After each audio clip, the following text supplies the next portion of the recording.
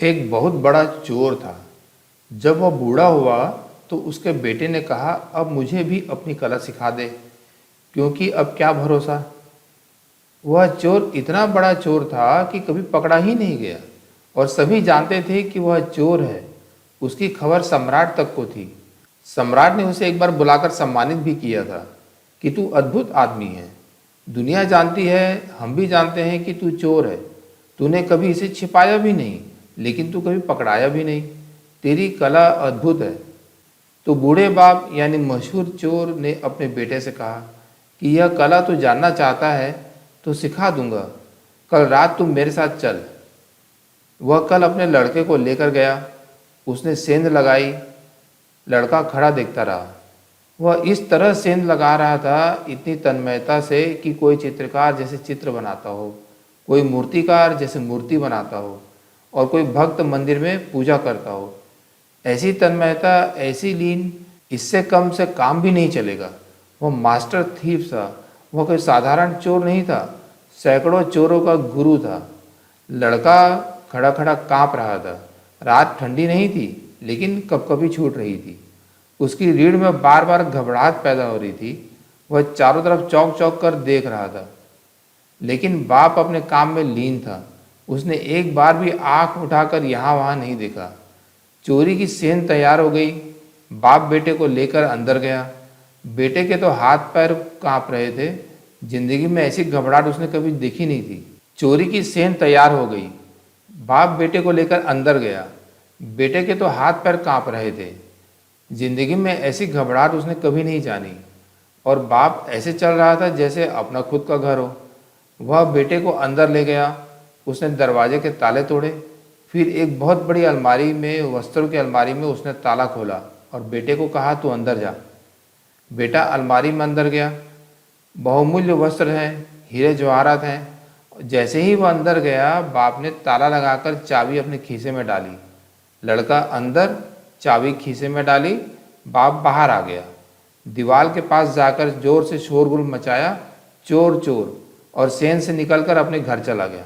सारा घर जाग गया, पड़ोसी जाग गए। लड़के ने तो अपना सिर पीट लिया अंदर कि यह क्या सिखाना हुआ। मारे गए। कोई उपाय भी नहीं छोड़ा बाप ने निकलने का। चाबी भी साथ ले गया, ताला भी लगा गया। घर भर में लोग घूम रहे हैं। सेंध लग गई है और लोग देख रहे हैं पैर के चिन्ह। नौकरानी उस जगह तक आई जहां अलमारी में चोर बंद है। उसे कुछ सूझ नहीं रहा, क्या करें। बुद्धि काम नहीं देती।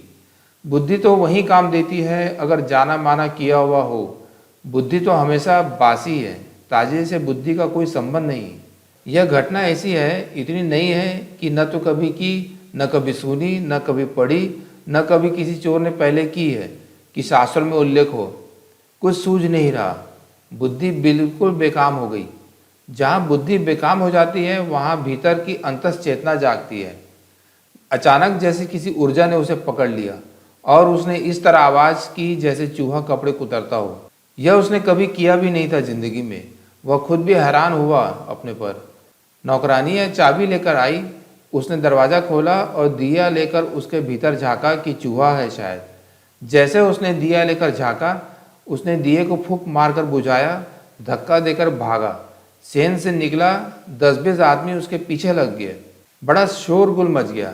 सारा पड़ोस जाग गया। वह जान छोड़कर भागा। ऐसा वह भागा कि उसे समझ में ही नहीं आया कि वह भागने वाला मैं हूँ या कोई और भाग रहा है।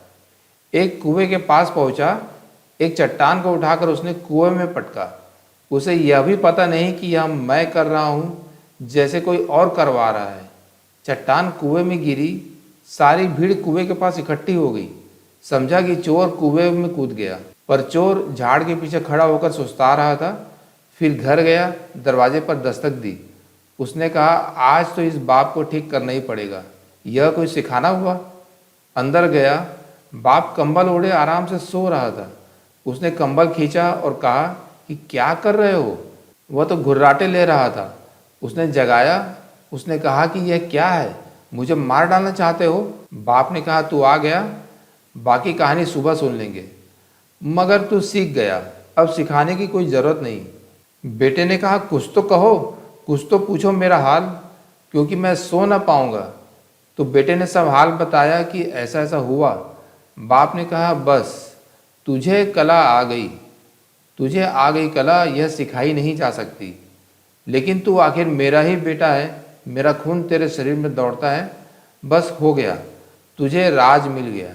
क्योंकि चोर अगर बुद्धि से चले तो फंसेगा, वहाँ तो बुद्धि छोड़ देनी पड़ती है। क्योंकि हर घड़ी नई है, हर बार नए लोगों की चोरी है, हर मकान नए ढंग का है, पुराना अनुभव कुछ काम नहीं आता। वहाँ तो बुद्धि से चले तो उपद्रव में पड़ जाओगे, वहाँ तो अंतस चेतना से चलना पड़ता है। जैन फकीर इस कहानी का उल्लेख करते हैं। वे कहते हैं ध्यान की कला भी चोरी जैसी ही है। वहाँ इतना ही होश चाहिए, बुद्धि अलग हो जाए और सजगता आ जाए।